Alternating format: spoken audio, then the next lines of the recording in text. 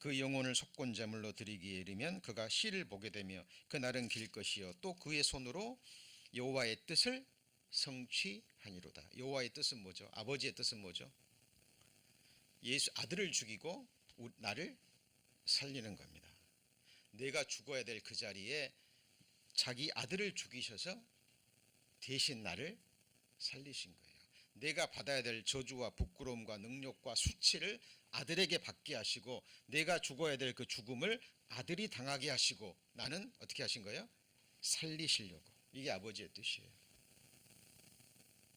예수님은 알았잖아요. 그 고통이 얼마나 큰지. 그 거룩하신 분이 우리 같은 그 더러운 죄를 다 담당한다는 것이 얼마나 힘든 일이라는 걸 알았어요. 예수님은 자기 자신 앞에 솔직하셨죠. 할 수만 있다면 이 잔을 내게서 지나가게 하옵소서. 그러나 아버지의 뜻은 뭐였습니까? 버리는 거였어요. 자기 아들을 십자가에 버리는 거였습니다. 근데 그렇게 아버지가 그렇게 하시고 아들도 아버지의 뜻에 순종하시는 이유가 무엇입니까? 제가 서두에 그랬죠. 이사야 53장 속에 지금 예배를 드리고 말씀을 듣고 있는 성도님들이 기록되어 있다고. 그 내용이 바로 11절입니다. 가라사대 그가 자기 영혼에 수고한 것을 뭐하고요? 보고. 그 수고의 결과로 맺혀질 생명의 열매를 보고 뭐예요? 만족히 여길 것이라. 수고의 결과가 무엇입니까? 저와 여러분들입니다. 앞에 있는 즐거움을 위하여 그 모든 부끄러움을 참으셨죠. 그 앞에 있는 즐거움이 누구예요? 납니다.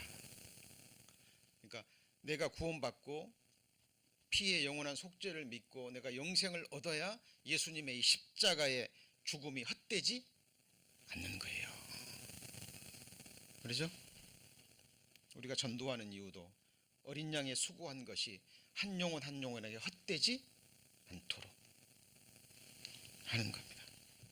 자, 거기 그 다음 보시면 나의 의로운 종이 자기 지식으로 많은 사람을 어떻게 해요? 의롭게 하며. 우리가 의롭게 됐죠? 우리 의예요? 하나님의 의예요?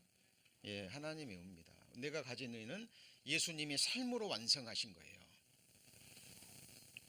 나의 죄를 예수님의 삶으로 덧입으신 겁니다. 그렇죠? 우리는 예수 그리스도로 옷 입었죠? 여러분 옷이 얼마나 귀한지 모릅니다. 소중한지 모릅니다.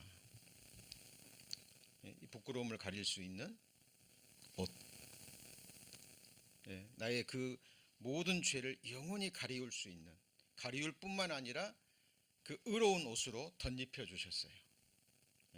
이것을 위해서 오셨습니다. 많은 사람을 의롭게 하며 또 그들의 죄악을 어떻게 해요? 친히 담당하리라 말씀하시고 담당하셨죠. 그리고 12절 이러므로 내가 그로 존귀한 자와 함께 분깃을 얻게 하며 강한 자와 함께 탈취한 것을 나누게 하리니 이는 그가 자기 영혼을 버려 사망에 이르게 하며 범죄자 중 하나로 헤아림을 입었음이라. 그러나 실상은 그가 많은 사람 속에 저와 여러분이 포함되죠. 죄를 지며 범죄자를 위하여 뭐했죠? 기도하였느니라 하시니라. 십자가에서 자기를 못 박는 자를 위해서 기도했죠. 저들의 죄를 용서해 주옵소서. 그 죄로 인해서 죽어 가시는 거거든요. 그래서 우리 성도님들 생각하셔야 됩니다. 우리가 눈 한 번 흘기는 것,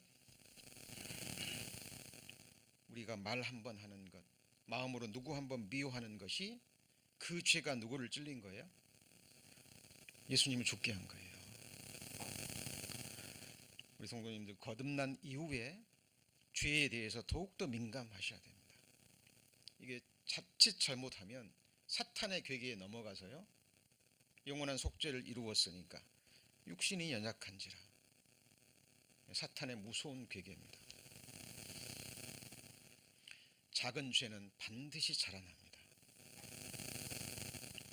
예수님은 우리의 이 죄를 위해서 죽으셨어요. 어린 양으로 오셨죠. 그죠? 이것이 초림하시는 예수님의 모습입니다. 자, 그런데 이 땅에 다시 오시는 예수님의 모습, 우리를 죽으시고 부활하시고 제자들이 보는 앞에서 뭐 하셨어요?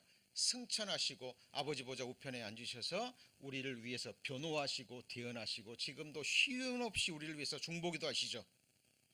그리고 때가 되면 예수님이 다시 나타나시는데 그 지상 재림입니다. 공중 재림이 아니라 뭐예요? 지상 재림. 그때는 지금 이 세상에 속한 사람들의 육신의 눈으로도 볼 수 있는 가시적인 모습으로 나타나시는 거예요. 예수님이 부활하셨을 때 세상 사람들이 육신의 눈으로 봤어요? 못 봤어요? 봤죠? 도마는 이 육신의 손으로 예수님의 못자국에 손을 만졌고 옆구리에 손을 넣었죠. 신령한 몸입니다. 사람들 앞에 사라질 수도 있고 갑자기 나타나실 수도 있고 육신의 손으로도 만질 수 있고 볼 수도 있고 대화 나눌 수도 있고 같이 음식도 드실 수 있는 바로 그 몸이에요. 예수님 우리를 위해서 부활하시고 이제 너희를 위해 죽었으니까 나 다시 하나님으로 돌아간다 그러지 않으셨어요. 영원히 사람이 되신 겁니다. 그리고 부활하신 그 몸으로 우리와 영원히 함께 사셔요. 그분이 바로 독생자 예수 그리스도, 만왕의 왕 만주의 주가 되십니다. 그런데 그분이 이 땅에 오시는 모습은 이제 본문 넘어갑니다. 요한계시록 19장 14절입니다.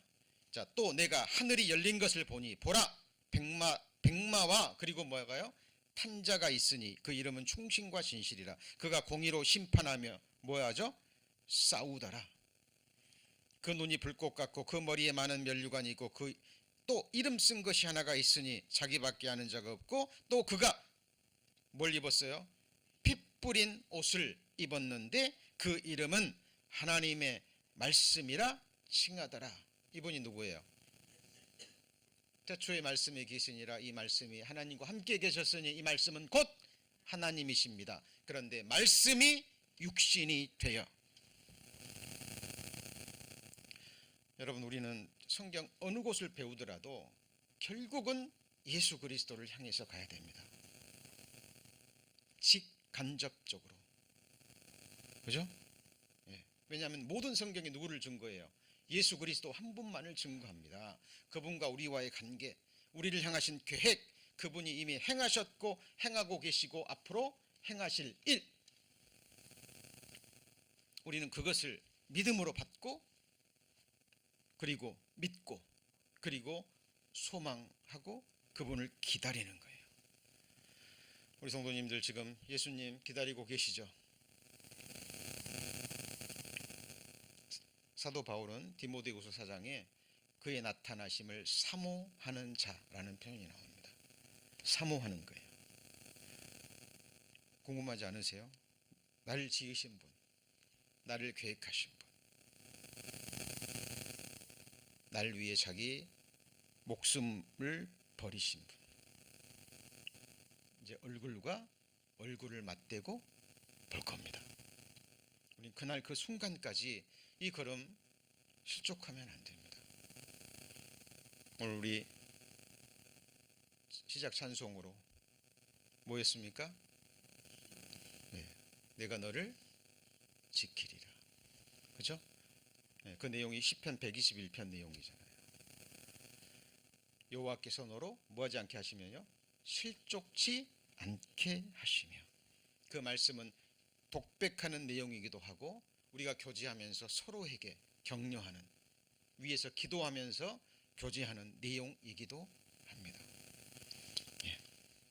자, 그런데 예수님이라는 것 알 수 있겠죠? 예, 근데 그가 뭘 입었어요? 피 뿌린 옷을 입었습니다. 이 피는 무슨 피일까요?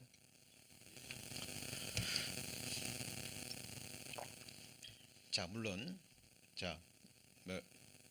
뭐 학자들이 여러 가지 해석들이 있습니다. 예수님이 흘린 피다, 아니면 심판하실 때 이 세상 사람들의 피다. 근데 가장 중요한 것은 여기서 전체적인 문맥을 보면 이 피는 바로 성도들의 흘린 피입니다. 제가 아주 어렸을 때입니다. 그 중국 무술 영화를 봤는데요. 그런 내용 많이 나오잖아요. 그 어린아이가 그 악당들에 의해서 비참하게 죽임을 당하는 모습을 봐요. 어린아이가 숨어서 그걸 지켜보다가 그때는 힘이 없으니까, 그리고 나중에 이 아이가 죽은 부모님의 옷을 붙잡고 이제 우는 모습과 함께 그 옷을 잘 보관합니다. 그리고 열심히 무술을 익히죠. 무술을 익혀서 무술의 고수가 된 다음에 나중에 그 원수를 찾아가서 그 원수를 갚는데 그 부모님의 피 묻은 옷을 입고 원수를 갚는 그 모습이 아직도 기억이 납니다. 자, 이 내용은요. 자, 예수님께서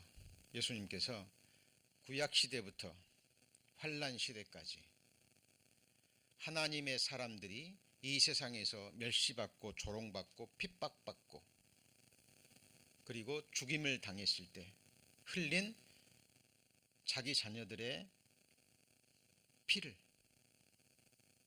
그 피의 원수를 갚아주기 위해서 예수님은 그 피 뿌린 옷을 입고 이 땅에 재림하시는 거예요. 여러분, 창세기 4장 10절에 가인이 아벨을 돌로 쳐 죽이죠.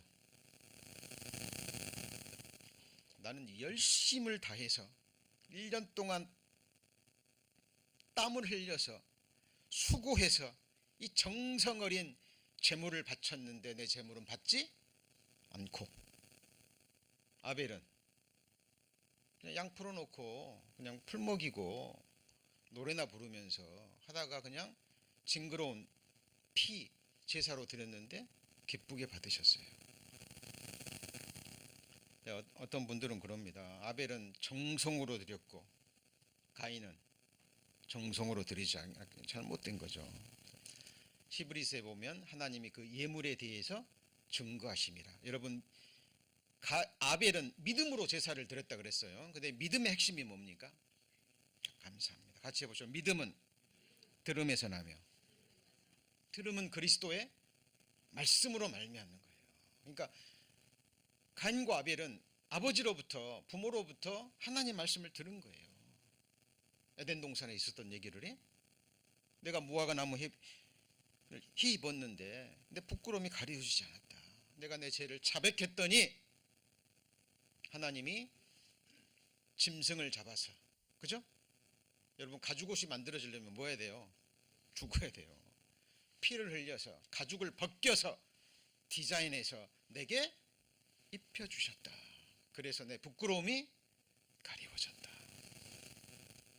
아벨은 듣는 가운데 믿음이 주어진 거예요. 깨달음이. 자, 제사는 왜 드립니까?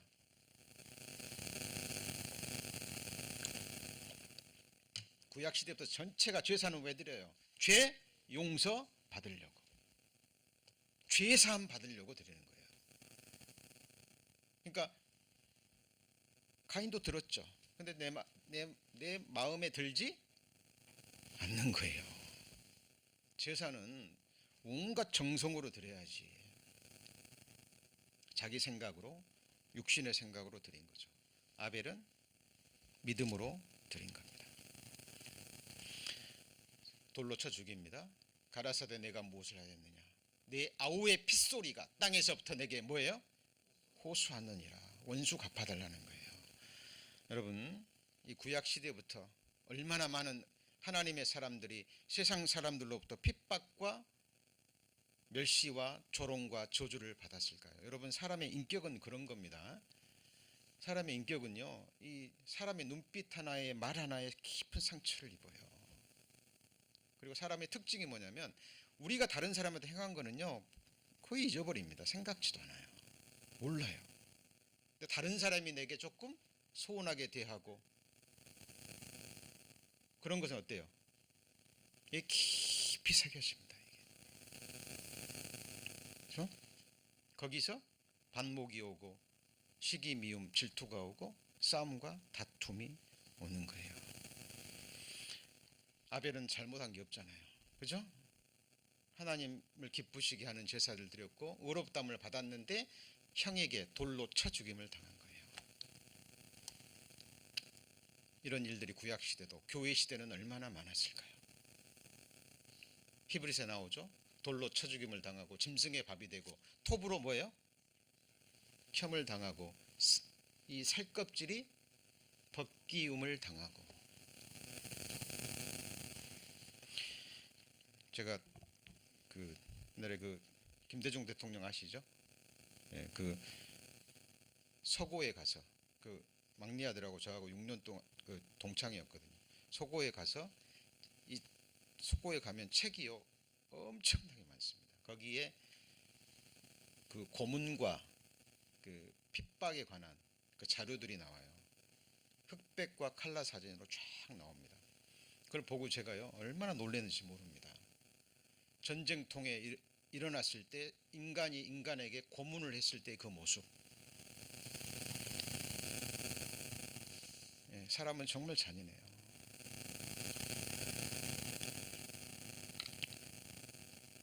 성도들이 순교자들이 그런 고통을 당했어요. 예수 안 믿는다라는 그 말 한마디만 하면 그 죽음에서 벗어날 수 있는데 그럴 수 있잖아요. 일단 살고 보자. 뭐 내가 안 믿는 것도 아니고 안 믿는다 해놓고 믿으면 되지 않나? 그럴 수도 있잖아요. 그런데 자기를 창조해 주시고 자기를 위해서 그 십자가의 고통을 당하신 그 주님을 입술로 나봐 배반할 수 없었던 거예요. 그리고 그 믿음을 지키고 그렇게 죽어갔습니다. 여러분 생각해 보세요. 내 눈에 넣어도 안 아플 내 자녀가 죄 없이 누구한가에 그렇게 상처를 당하고 폭행을 당하고 죽임을 당한다 했을 때 그 부모님의 눈에는 어떨 것 같습니까? 여러분 학교 폭력이 무서운 겁니다. 굉장히 무서운 거예요. 지금은 더 심하다고 그럽니다.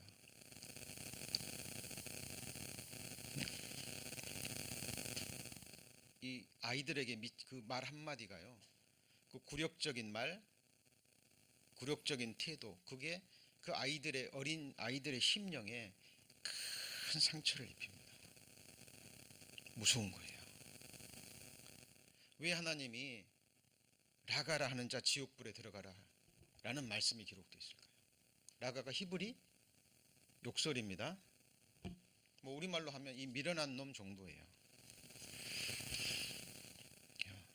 여러분 하나님이 죄를 지적하는 말씀 속에 한 사람의 존귀함이 들어있는 겁니다. 아우의 핏소리가 호소합니다. 우리 이 말씀 배웠죠? 계시록 6장에 다섯째 인을 떼실 때 내가 보니 하나님의 말씀과 저희의 가진 증거를 인하여 뭐예요? 죽임을 당한 이유가 없어요. 예수 믿는다는 것 때문에. 그냥 싫은 거예요. 예수 믿는다고 하는 게. 하나님 말씀 전하는 게 싫은 거예요. 죽임을 당했습니다. 영혼들이 제단 아래 큰 소리로 불러가로되 거룩하고 참되신 대주제여 땅에 거하는 자들을 심판하여 우리 피를 뭐예요? 신원하여 어벤지입니다. 보응하는 거예요. 원수를 갚아주는 거예요. 하나님은 이 피를 기억하실까요? 안 하실까요? 네? 하시고 말고요. 하시고 말고요. 하나님 반드시 갚아주십니다. 여러분 사도 바울이요.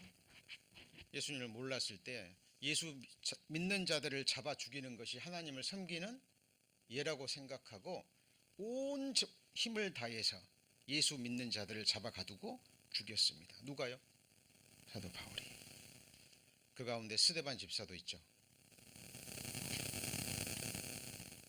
그러니까 다메섹 도상에서 예수님을 만납니다. 그리고 그 자기 죄가 얼마나 큰 것인가를 깨달아요. 사도 바울이 지은 죄는 굉장히 큰 겁니다. 그런데 하나님이 그를 부르시죠. 사도 바울은 평생 동안 잊지 않았을 겁니다. 죄인 중에 괴수.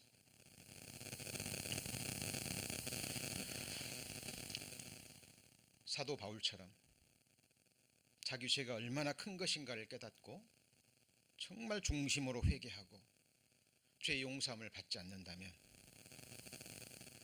그리고 그 죄싹을 위해서 예수 그리스도가 피 흘려 그 고통당하고 죽었다는 이 사실을 잊지 않고 그러죠? 우리가 다른 사람을 용서할 수 있는 것은 바로 거기에 근거한 거예요. 거기에 근거한 겁니다. 우리는 1만 달란트 용서받았죠? 그렇죠? 다른 사람이 내게 아무리 저주를 하고 멸시하고 조롱하고 심지어 내 목숨을 죽인다 할지라도 그것은 100데나리온이에요. 그리고 어떻게 보면 그게 마땅한 모습인지도 몰라요. 네.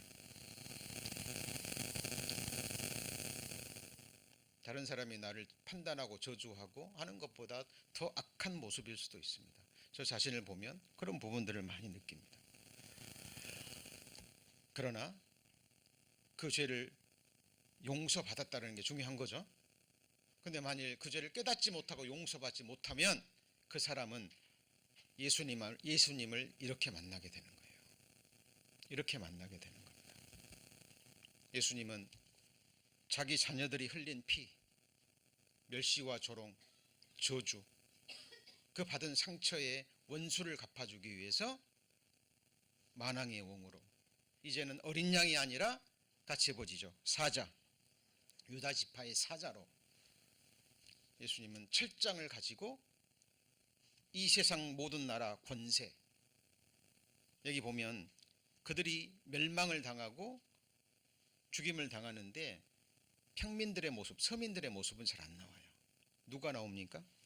거기 보시면 18절입니다. 18절 누구의 곡이요? 왕들의 곡이.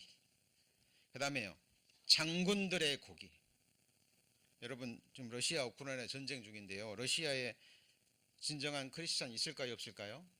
있습니다. 북한에도 있고 중국에도 있어요.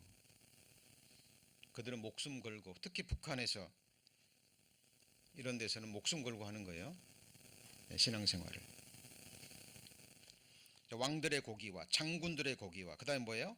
장사들의, 이게 장사치들입니다. 큰 배로서 무역하는 큰 거부들, 무역상들을 얘기합니다. 그리고 말들과 그 탄자들의 고기와 자유한 자들이나 종들이나 무론 대소하고 모든 자의 뭐예요? 고기를 먹으리라. 새들한테 죽는 거예요. 예수님에 의해서 죽는 겁니다. 자, 그래서 여러분 살아오시면서 이런 일 많이 있었을 거예요. 그리고 이 날을 예레미야 선지자는 이렇게 예언합니다. 그 날은 주 만군의 여호와께서 그 대적에게 뭐 하는 거예요? 원수 갚는 보수일이라. 칼이 배부르게 삼키며 그들의 피를 가득히 마시리니. 여러분, 누군가가 여러분에게 있을 겁니다. 없을 수가 없어요. 인생을 살아가다 보면 있습니다. 요즘 무서운 세상입니다. 어제 뉴스를 보고 제가 깜짝 놀랐어요. 들으셨죠? 6살짜리가 선생님에게 총싸움을 했죠. 이유가 뭐예요? 훈계한다고. 학교에서 선생님이 자기한테 훈계한다고 기분 나빴다 그거죠. 그리고 집에서 가온 총으로 쏴버렸습니다. 의도적으로 쐈다 그래요. 무서운 세상입니다. 날이 가면 갈수록 사람들이 자기를 사랑하고, 그렇죠? 절제하지 못하고 분노하고 라는 예언의 말씀처럼 그렇게 됩니다. 근데 이 날이 있는 거예요. 이 날이. 그 날은 어떤 날이죠? 요한계시록 19장 이 날이에요. 예수님이 지상 재림하시는 바로 그 날입니다. 자, 멸망시키는 자가 바벨론에 임함이라. 그 용사들이 사로잡히고 그들의 활이 꺾이도다. 여호와는 보복의 하나님이시니 반드시 보응하시리도다. 이 바벨론은 우리가 배웠잖아요. 17장 18장에 나오는, 같이 볼까요? 큰 성 바벨론. 하나님이 주신 이성과 지성과 과학과 이 문화의 힘으로 지금 이 문명을 건설했잖아요. 그렇죠? 예. 거기는 중심에는 인본주의가 있습니다. 하나님은 없는 거예요. 그 모든 사상에 이르기를 하나님은 없다 하도다. 그 위에 세워진 그 성이 큰 성 바벨론입니다. 그 바벨론에 임하는 거죠. 자, 그리고 여호와는 무슨 하나님이에요? 보복의 하나님이십니다. 자, 이거 잊어버리시면 안 됩니다. 이 보응이라는 의미가, 자, 히브리어로 게물라 또는 게몰라 이렇게 발음이 됩니다. 자, 우리는 이 발음하기가 어려워요. 어렵습니다. 그냥 게물라 게몰라 이 정도로 아시면 됩니다. 그래서 보복하시는 하나님이라는 여호와 이름이 여호와 엘 게몰라, 보응의 하나님, 그리고 보상의 하나님이라는 의미도 있어요. 우리 성도님들, 주님을 위해서 수고한 것, 형제자매들을 세우기 위해서 봉사하고 은밀한 곳에서 기도한 것, 주 일꾼들을 위해서 뒤에서 격려해주고 밀어주고 기도해주고 도와준 것, 잊을까요? 잊지 않을까요? 잊지 않습니다. 각 사람에게 뭐한 대로요? 행한 대로 갚아주십니다. 실제로 갚아주십니다. 보응하시는 하나님이십니다. 그래서 로마서 2장 12장 19절에 내 사랑하는 자들아 너희가 친히 원수를 갚지 말고 진노하심에 맡기라. 기록하였으되 라는 말이 나오면 더 집중하셔야 됩니다. 왜냐하면 기록된 말씀은 반드시 이루어지니까. 원수 갚는 것이 누구한테 있어요? 내게 있으니 내가 갚으리라고 누가 말씀하셔요? 주께서 말씀하시니라. 그래서 여러분 살아오시다가 이런저런 아픔, 상처 많이 입으셨을 겁니다. 역사적으로 보면 또 실제로 우리가 보면은요, 가장 큰 상처는 가정에서 많이 일어나요. 너무 가깝기 때문에, 늘 함께하고 있기 때문에, 또 서로에게 바라는 게 너무 많기 때문에, 부모 자식 간에, 형제 간에, 부모 자녀 간에, 부모 자식 간에 이런 일들이 많이 일어납니다. 뭐 뻔하죠. 우리가 생활 공간이 가정과 직장과 세상과 우리 그리스도인들은 교회. 그렇죠. 자, 그래서 그 가운데 우리는 서로 갈등도 있을 수 있고 다툼도 싸움도 있을 수 있어요. 그러나 그 가운데 진정한 공의의 재판자는 누가 되십니까? 네? 주님이 되시는 거예요. 우리는 그분께 맡겨야 됩니다. 그리고 다른 사람의 문제는 하나님과 그 사람의 문제예요. 내가 개입해서도 안 되고 개입할 수도 없고. 왜 판단하지 마라 그래요? 그러면 그건 최고의 교만죄입니다. 왜 원수 갚지 마라 그래요? 자기가 하나님의 위치에 가는 거예요. 문제는 나만 주님 앞에서 빨리 돌이켜야 됩니다. 주님과의 나와의 문제가 해결이 돼야 돼요. 그죠? 구원받았다면, 구원받은 이후에 우리가 짓는 죄에 대해서는 할 수만 있다면 그 순간, 그리고 하루를 넘기지 말고 반드시 돌이키고 돌아보고 회개하고 또 회개하고, 그러는 가운데 두려움으로 하나님 앞에 서야 됩니다. 저는 그날 하나님 앞에 1대1로 설 거거든요. 성도님들도 마찬가지입니다. 그 마음으로 매일 매 순간을 보내려고 힘씁니다. 다윗처럼 내가 여호와를 항상 내 앞에 모시며 내가 항상 내 앞에 계신 주를 배웠으며. 왜요? 제가 영혼이라는 시간을 보낼 곳은 불꽃 같은 하나님의 임재하심, 하나님의 눈앞에서 영혼을 보내야 돼요. 제가 그걸 원하는 거고 사모하는 거고. 그죠? 그래서 혼자 있건 둘이 있건 누구와 같이 있건 그 중심에는 누가 있어요? 주님이 임재해 계시는 겁니다. 그분께 맡기는 거예요. 나의 미래도 장래도 나의 노후도 죽음 건너편에 영원한 운명도 원수 갚는 것도, 그죠? 그리고 내가 누군가에게 그런 말이나 행동을 했다면 정말 살아있는 동안에 돌이키고 또 돌이키고 회개하고, 그러는 가운데 우리는 우리의 삶을 주님 앞에 살아야 될 겁니다. 다윗은 하나님의 기름 부음 받은 자잖아요. 그죠? 다윗의 모습이기도 하지만 우리 구원받은 그리스도인의 생애를 그대로 보여줘요. 누가요? 다윗이 그대로 보여줍니다. 다윗을 알고 믿고 다윗과 동일한 마음으로 동역하는 사람들도 있었지만 그만큼 다윗을 대적하고 미워하고 다윗을 싫어하는 사람들도 너무 많았어요. 그 중에 다윗이 가장 힘들었던 것은 악인들의 괴사한 혀입니다. 내 입을 악에게 주고 내 혀로 괴사를 지으며 앉아서 내 형제를 공박하며 내 어미의 아들을 뭐예요? 비방하는도다.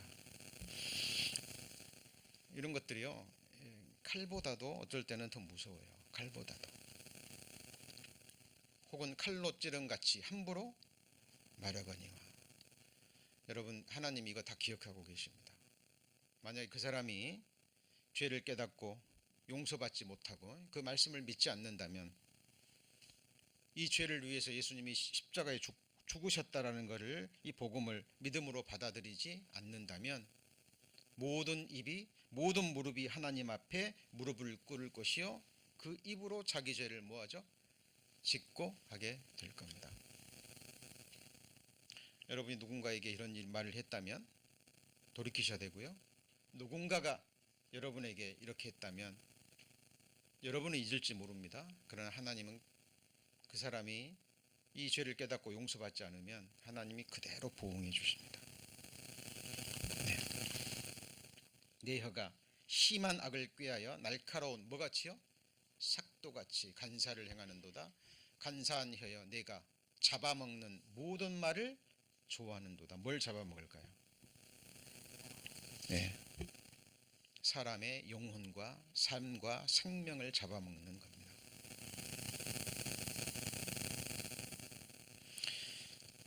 그 신창훈이라고 그 유명한 한국에 있었죠. 그가 잡혀서 유명한 말을 했죠. 그가 빗나가게 된 계기가 그 당시에는 뭐 육성회비라고 그러나요? 학교 공납금을 못 내니까 담임 선생이 불러놓고 그냥 온갖 그 어린 아이에게 욕을 했던 모양입니다. 선생님이 칭찬 한마디 하고 내 머리 한번 쓰다듬어 줬다면 나는 이 길로 가지 않았을 거라고 얘기를 합니다. 여러분, 우리의 신앙생활도 마찬가지입니다. 가정에서, 직장에서 우리가 만나는 모든 사람에게 우리의 따뜻한 온유한 말 한마디, 격려의 말 한마디, 사랑의 말 한마디가 이 세상을 살맛나게 만들어요. 그 영혼을 살릴 수 있습니다. 그러나 그 반대로 말미암아 한 사람의 영혼을 낙당시키고 깊은 상처를 입힐 수도 있고 실족해 할 수도 있어요. 우리가 정말 두려워해야 될 부분입니다. 제가 오늘 왜 이 말씀을 드립니까? 하나님은 재림하실 때 예수님으로 인해서 순교당한 사람들의 그 원수를 갚을 뿐만 아니라, 그죠? 순교는 당하지 않더라도 이미 그 말로 죽임을 당한 사람들도 많겠죠. 많을 겁니다. 그 사람들의 원수를 갚아주기 위해서 주님은 핏 뿌린 옷을 입고 철장을 가지고 백마를 타고 하늘의 군대들과 함께 이 세상에 재림하시는 겁니다. 이때 모든 것이 다 무너집니다. 이것도 다윗의 시편이에요. 지금 시편 우리 강의 수요일날 계속 하고 있잖아요. 다윗의 시가 굉장히 많은 부분을 차지합니다. 거의 반 정도를 차지하는데 보면은 다윗이 기뻐서 하나님께 찬양을 드릴 때도 있지만 이 대적들로 인해서 다윗을 미워하고 죽이려고 하고 왕자에 올랐을 때도 그것을 끌어내리고 멸망케 하려고 했던 그 대적들로부터 받은 괴로움을 시로 표현한 내용들이 많습니다. 이것도 그 내용이에요. 저희가 악한 입과 괴사한 입을 열어 나를 뭐하며요? 치며. 뭐로 치는 거예요? 혀로 치는 겁니다. 내가 말하며 또 미워하는 말로 나를 두르고 무고히 나를 뭐했죠? 공격하였나이다. 그러나 다윗은 이 모든 원수를 하나님께 맡깁니다. 사울이 자기를 죽이려 할 때도 죽이지 않았죠. 옷자락 하나 벤 것도 깊이 마음에 회개합니다. 마음에 찔려가지고. 인간적으로 보면 명분이 서는 거예요. 인간적으로 보면 용사들도 다윗의 말 한마디, 눈빛 한마디면 용사들이 가서 사울을 죽일 수도 있는데 죽이지 마라 그러죠. 다윗은 하나님을 두려워했던 거예요. 눈에 보이진 않는 하나님을 알고 미워했던 겁니다. 예, 두려워했던 거죠. 나는 사랑하나 저희는 도리어 나를 대적하니 나는 기도할 뿐이라. 저희가 악으로 나의 선을 갚으며 미워함으로 나의 사랑을 갚았다라고 얘기합니다. 여기에 다윗의 깊은 아픔이 있는 거예요. 다윗은 자기 죄가 너무나 컸기 때문에 중심에서 그 사람을 이해하고 용서했습니다. 그런 내용들이 성경에 많이 나와요. 많이 나옵니다. 그런데 그 사람은 여전히 다윗의 선을 뭘로 갚아요? 네, 악으로 갚습니다. 여기에 다윗의 깊은 슬픔이 있었던 거예요. 사울이 죽었다는 소식을 들 때 다윗이요 속으로 기뻐했습니까? 진짜 슬퍼했습니까? 네? 진짜 슬퍼했어요. 여러분의 아들이요 여러분을 죽이려고 했다고 해보세요. 다윗은 그 고통을 2번이나 당하죠. 근데 그 압살롬이 죽었어요.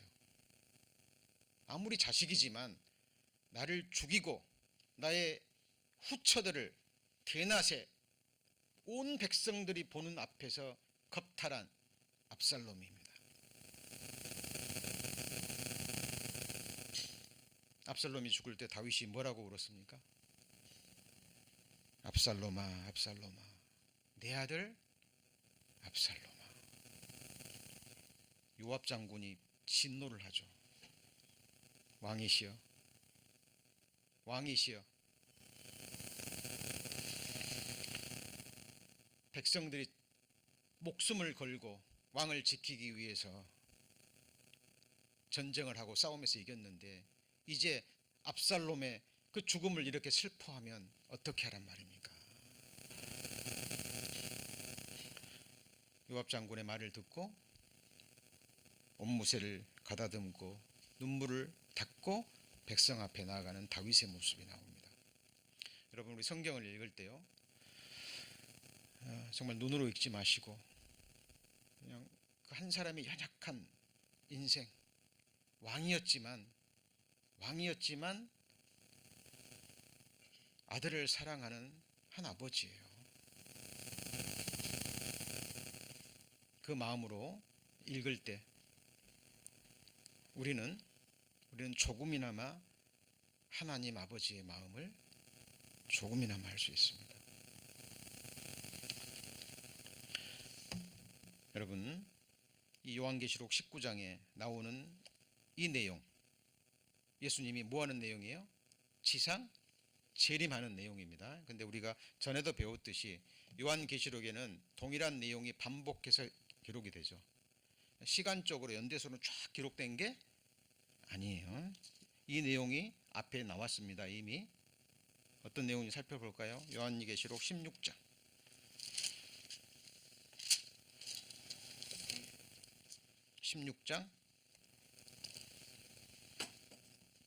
12절에 보면 또 여섯째가 대접을 소돔에 큰 강 유브라데 소돔의 강물이 말라서 동방에서 오는 뭐가요? 왕들의 길이 예비되더라. 이게 뭐냐면 이제 아마겟돈 전쟁 7년 환란 마지막에 아마겟돈 전쟁과 함께 예수님이 지상 뭐 하는 거예요? 재림하시는 거예요. 그러죠? 14절 저희는 귀신의 영이라 이적을 행하여 온 천하 임금들에게 가서 하나님 곧 전능하신 이의 큰 날에 전쟁을 위하여 그들로 모으더라. 여기에는 천하 임금들이 나오고 요한계시록 19장에 아까 왕들이 나왔죠. 그렇죠? 장군들이 나왔죠. 자 17절 일곱째가 그 대접을 공기 가운데 쏟음에 큰 음성이 나서 보좌로부터 다서 가로되 되었다 하니 번개와 음성들과 내성들과 큰 뭐가요? 지진이 나서 어찌 큰지 이 땅에 있어오므로 이같이 큰 지진이 없었더라. 19절 큰 성이 바벨론 성입니다. 세 갈래로 갈라지고 만국의 성들도 무너지니 큰 성 바벨론이라. 하나님 앞에 기억하신 바 되어 그의 맹렬한 진노의 포도주 잔을 받으니 이 진노가 무슨 진노일까요? 제가 그랬죠. 여러분의 어린 자녀들이 악당들에게 악인들에게 폭행을 당하거나 죽임을 당하려 했을 때 그 부모의 심정을 헤아려 보라 그랬죠.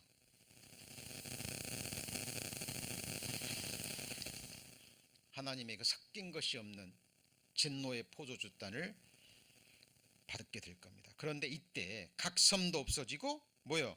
산악도 없어집니다. 이게 뭘까요? 7년 환란 끝에 이 아마겟돈 전쟁과 함께 이 지구가 개편되는 거예요. 히브리서 1장에 나오는 것처럼 이 지구가 옷처럼 갈아입게 되는 겁니다. 말라기서 4장에 치료하는 광선이 올라와서 전쟁으로 만신창이가 돼버린 이 세상을 다시 에덴 동산처럼 새롭게 변화시키는 거예요. 이거는 새하늘과 새 땅이 아닙니다.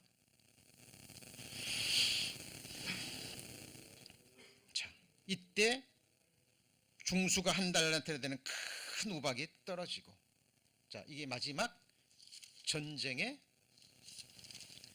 모습입니다. 그죠? 이것이 앞에 또 나오죠. 요한계시록 6장. 요한계시록 6장입니다.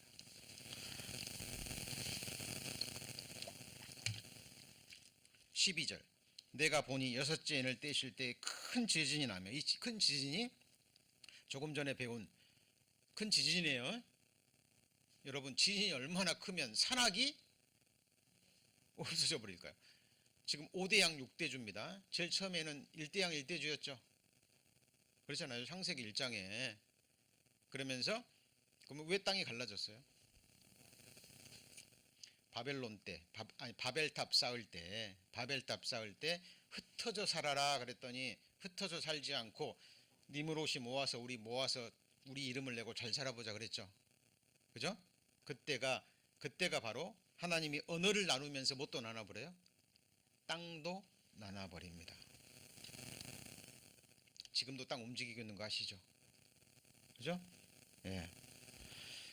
그러나 다시 천년왕국이 되면 하나님이 이 지구를 완전히 개편하실 겁니다. 에덴 동산처럼 새롭게 옷이 갈아입는 것처럼. 그게 히브리서 1장에 나오죠? 자, 그래서 성경을 전체적으로 이해하셔야 됩니다. 그다음 6절 6장 13절 하늘이 별들이 무화과 나무 대풍에 흔들려 선 과실이 떨어지는 것 같이 땅에 떨어지며 하늘은 종이 죽기 말리는 것 같이 떠나가고 각 산과 섬이 제자리에서 옮기우매 땅의 임금들과 또 나오죠. 19장에는 아까 뭐였어요? 새들에게 왕들의 고기를 먹고 장군들의 고기를 먹고 장사들의 고기를 먹고 그랬죠. 임금들과 왕족들과 장군들과 부자들과 강한 자들과 각 종과 자주자가 굴과 산 바위에 숨어 산과 바위에게 이르되 우리에게 떨어져 보좌에 앉으신 이의 낯에서와 같이 읽습니다. 어린 양의 진노에서 우리를 가리우라. 제가 서두에 어린 양에 대해서 그 긴 시간을 말씀드린 이유가 여기 있어요. 다시 한번 우리가 복음을 새기고 초림하시는 예수님은 마른 땅에 나온 줄기처럼 여러분 얼마나 예수님이 안 생기셨으면, 그죠? 그 얼굴을 보자마자 뭐 어떻게 했다는 거예요? 그냥 돌려버렸다는 거예요. 얼굴 보자마자 싫어 버림받은. 예수님이 이적과 기적을 일으키고, 그러죠? 권능의 말씀으로 전하니까 사람들이 모인 거지. 예수님이 이적과 기적을 행하지 않고 그냥 몫으로 사셨다면 아무도 그를 돌아보지 않았던 그런 인물로 오셨습니다. 그가 바로 우리 죄를 대속하기 위해 죽으신 하나님의 어린 양이에요. 그러나 이 어린 양이 철장을 가지고 만왕의 왕으로 이 세상을 깨트리시고 자기 백성들의 그 원수를 갚아주기 위해서 이 땅에 다시 오십니다. 17절, 그들의 진노의 무슨 날이죠? 큰 날이 이르렀으니 그 누가 능히 서리요. 여러분, 우리는 구원 받았기 때문에 예수님 지상 재림할 때 따르는 군사들이 우리예요. 아시죠? 그 따르는 군사들이 우리입니다. 여러분, 이 세상에 말들이 있습니다. 말 얼마나 멋집니까? 근데 하늘에 백마가 있습니다. 이 세상에 나팔이 있죠. 하나님의 나팔이 있어요, 없어요? 있습니다. 이 세상에 있는 모든 것은 하늘에 있는 것들의 그림자입니다. 이 세상에 보석 있어요, 없어요? 있습니다. 하늘의 진짜 보석의 그림자와 모형들이에요. 육신의 눈으로 봐도 아름다운 것들이 있잖아요. 그렇죠? 그러나 천국은 전지전능하신 하나님이 보실 때 극한 아름다운 것들이 가득한 곳입니다. 우리는 그곳에서 하나님과 함께 영혼이라는 시간을 보내게 될 겁니다. 자, 요한계시록 19장 다시 넘어갑니다. 정리합니다. 여러분, 지금 우리 요한계시록 이제 마지막을 향해서 나아가고 있습니다. 제가 서두에 말씀드렸습니다. 요한계시록을 지식적으로 호기심에서 배우시면 안 됩니다. 요한계시록 1장 1절이 뭘로 시작해요? 반드시, 그 다음에요, 속히 될 일. 누구에게 전하셨어요? 같이 해보시죠. 종들에게. 종들이 아니면 깨닫지 못한다는 거예요. 종들에게 주신 말씀. 종이 뭔지 아시죠? 주인이 시키면 뭐든지 하는, 주인 앞에 자기 목숨을 맡긴 사람들입니다. 우리는 주의 제자들이요, 종들이죠. 하나님의 제자이면서 신부이면서 아들이면서 자녀이면서 상속자이면서 제사장이지만 우리가 이 땅에 있는 동안에는 철저히 하나님의 뭐예요? 종입니다. 종. 그래서 우리가 주님 앞에 섰을 때도 우리 뭐라 그래야 돼요? 주님이 칭찬하면 무익한 종이라, 마땅히 해야 될 일을 하였을 뿐이라. 칭찬해 주는 것은 주님이지, 우리가 주님 앞에 가가지고 주님 나는 이것도 있고 저것도 있고 바리새인처럼 자기 의를 드러내면 안 되겠죠. 이런 나를 구원해 주셔서 이렇게 사용해 주신 것, 그것만이 하나님 앞에 감사할 뿐입니다. 자, 그리고 19장에 보시면, 이제 19절에 보시면, 전쟁을 하고 이제 20절입니다. 짐승이 잡히고 적그리스도입니다. 짐승이 잡히고 그 앞에서 이적을 행하던 누가요? 거짓 선지자. 선지자들 중에서 우두머리가 되겠죠. 그죠? 이 짐승과 거짓 선지자가 활동을 해가지고 사람들을 미혹해 하잖아요. 그러죠? 근데 이 잡힙니다. 그리고 무서운 말이 뭐냐면, 이는 짐승의 표를 받고 그 우상에 경배하던 자들을 이적으로 미혹하던 자라. 뭘로요? 이적으로. 그러니까 사람들이 속아 넘어가는 거예요. 하늘에서 불을 일으키고 사람들이 할 수 없는 권능을 행하고 그런데 이 둘이 뭐래요? 같이 해보죠. 산채로. 얘네들은 산채로 어디에 떨어져요? 유황불못입니다. 둘째 사망이에요. 한 번 들어가면 나올 수 없는 곳입니다. 근데 여기에 누구는 안 들어가요? 사탄은 아직 안 들어갑니다. 다음 시간에 배우겠지만 사탄은 어디 속에 들어가요? 무저갱 속으로 들어갑니다. 왜 무저갱 속에 들어갈까요? 불못에 한번 들어가면 다시는 나올 수 없어요. 근데 무저갱에 넣으시는 이유는 1000년이 지난 다음에 하나님이 잠깐 마귀를 사용하시거든요. 그 내용이 어디 나옵니까? 20장 7절. 자, 7절. 1000년이 참에 사탄이 그 옥에서 놓여서 땅의 사방 백성 곡과 마곡을 미혹하고 모아 싸움을 붙이리니 그 수가 바다 모래 같으리라. 저희가 지면에 널리 퍼져 성도들의 진과 사랑하시는 성을 두루매 하늘에서 불이 내려와 저희를 소멸하고, 이 불은 바로 베드로후서 3장입니다. 7년 환난 불이 아니에요. 7년 마지막 아마겟돈 전쟁 불이 아니고 이 불은 베드로후서 3장 불이에요. 그 이 불은 뭐예요? 이 처음 창조에 속한 모든 것을 다 불태워버리고 그 체질로 다시 새 하늘과 새 땅으로 만드는 거예요.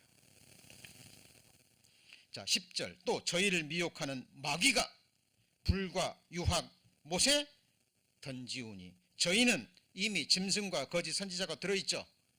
그죠? 그리고 세세토록 뭘 받아요? 밤낮 괴로움을 받으리라. 자, 그러면 왜 하나님은 마귀를 다시 1000년이 지난 다음에 풀어놓을까요? 제가 말씀드렸죠. 1000년 왕국에는 육체를 가지고 들어가는 사람들이 있죠. 그죠?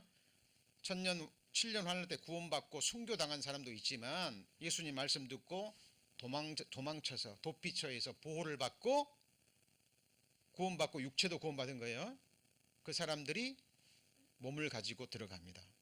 1000년 동안 변화된 1000년 왕국에서 결혼하고 애 낳고 살아요. 지금 똑같이 삽니다. 다만 다시는 전쟁이 없어요.